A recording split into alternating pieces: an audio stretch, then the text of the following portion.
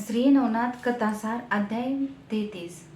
गोरक्ष माणिक भेट, चौरंगीचा उद्धार, मच्छिंद्र देहासाठी वीरभद्राशी युद्ध. श्री गणेशाय नमः.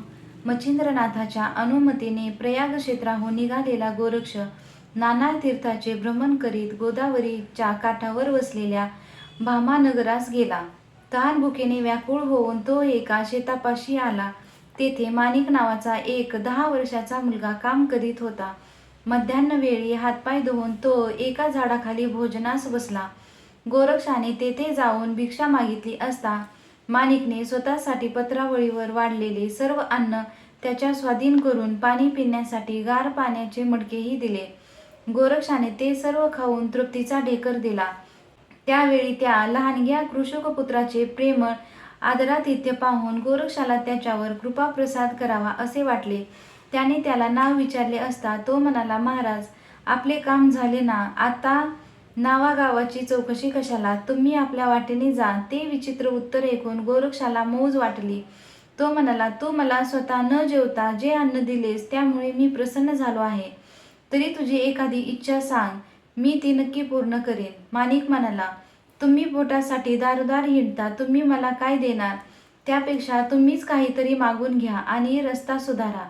गोरक्षाने विचार केला, या बिचाऱ्या अडभंगाला काय मागावे तेही कळत नाही, तेव्हा आपणच त्याचे कल्याण करावे. तो माणिकला म्हणाला, मला काही द्यायचेच असेल तर तुला जे करावेसे वाटेल ते न करण्याचे मला वचन दे. माणिकने त्याला तसे वचन दिले. ते ऐकून गोरक्ष हसत हसत निघून गेला.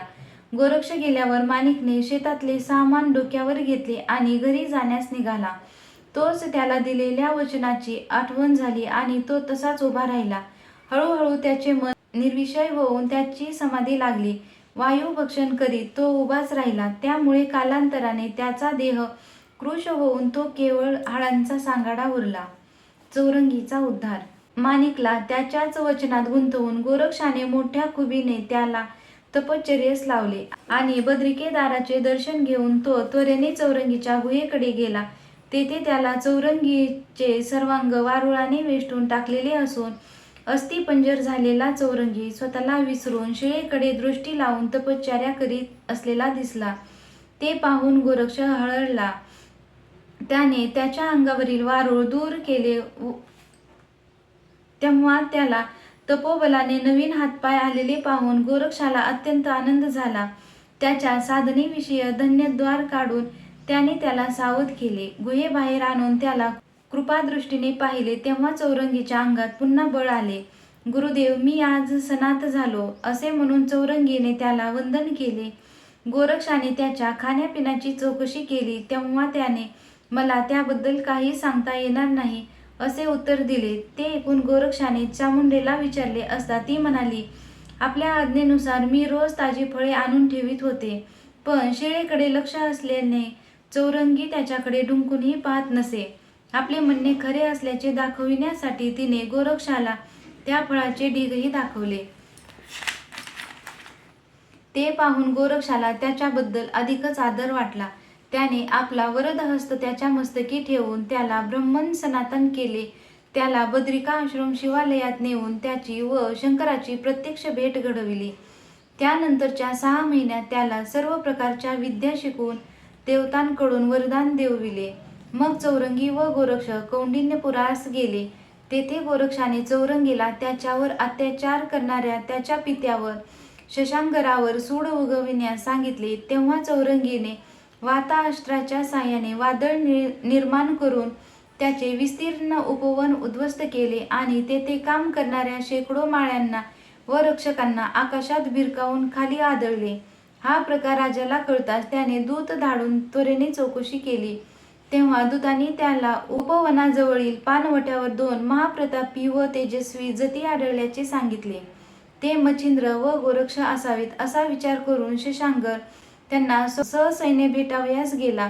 तेव्हा चौरंगीने त्या सर्वांनाच आकाशात उडवून लावले. प्राणभयाने कासावीस झालेली ती मंडळी नाथांची प्रार्थना करू लागली. तेव्हा गोरक्षाच्या सूचनेवरून चौरंगीने पर्वतास्त्राच्या साहाय्याने त्यांना खाली उतरविले. तेव्हा चौरंगी हा आपला पुत्र कृष्णागार असल्याचे कळताच राजाने त्याला हृदयाशी धरले आणि गोरक्षालाही वंदन केले. मग चौरंगीने त्याला राणी भुजावंतीचे पूर्व कारस्थान सांगताच त्याने घडलेल्या अपराधाबद्दल आपल्या पुत्राची क्षमा मागितली आणि त्या दोघांना सन्मानाने घरी नेले. तेथे भुजावंतीला पादत्राणांनी मारून हाकलून दिले आणि त्या दोघांचे महिनाभर उत्तम आदरातिथ्य केले. त्याचा निरोप घेताना गोरक्षाने त्याला दुसरे लग्न करण्यास सांगितले आणि चौरंगीसह पुढील यात्रेस निघाला. मच्छिंद्र देहासाठी वीरभद्राशी युद्ध.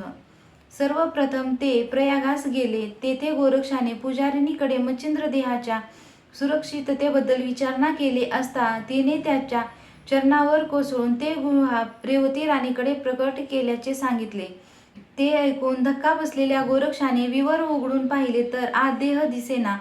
त्याने पुजारिणीला रेवती राणीकडे चौकशीसाठी पाठविले असता राणीने तिला त्या देहाचे असंख्य तुकडे करून अरण्यात विखरून टाकल्याचे सांगितले. सत्य प्रकार कळताच गोरक्षाने रेवतीला शासन करण्याचे ठरविले, पण ती गुरुपत्नी असल्यामुळे तो गप्प बसला. मग त्याचे चौरंगीला स्वतःच्या देहरक्षणासाठी ठेवले आणि सूक्ष्म रूपाने सर्वत्र कसून शोध घेतला. तेव्हा मच्छिंद्राचा भग्न देह कैलासावर कडेकोट पहाऱ्यात असलेला दिसला. त्यानंतर तो स्वदेहात परतला आणि सूर्यास पाचारण करून त्याला मच्छिंद्राच्या देहासाठी वीरभद्राकडे शिष्टाईसाठी पाठविले. वीरभद्राने त्याला दात लागू दिली नाही. सूर्य निराशेने मग उभय पक्षी एक महाभयंकर युद्ध सुरू झाले. सूर्य निराशेने माघारी वळताच तो सर्व शक्तीनिशी भूलोकी आला. त्याने त्या दोन्ही नाथांना युद्धाचे आवाहन केले. मग उभय पक्षी एक महाभयंकर युद्ध सुरू झाले. त्या युद्धात गोरक्षाने संजीवनी मंत्राने सर्व महादानव उठविले. ते पाहून घाबरलेल्या देवाने श्री विष्णूकडे धाव घेतली.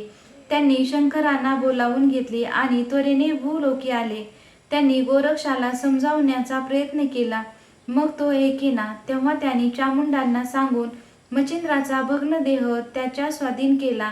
त्याने समाधान झालेल्या गोरक्षाने वाताकर्षण अस्त्राने वीरभद्रासह त्या सर्व महादैत्यांना गतप्राण केले आणि अग्नस्त्राने त्यांचे भस्म करून टाकले. ते पाहून हरिहरांनी त्यांची स्तुती केली.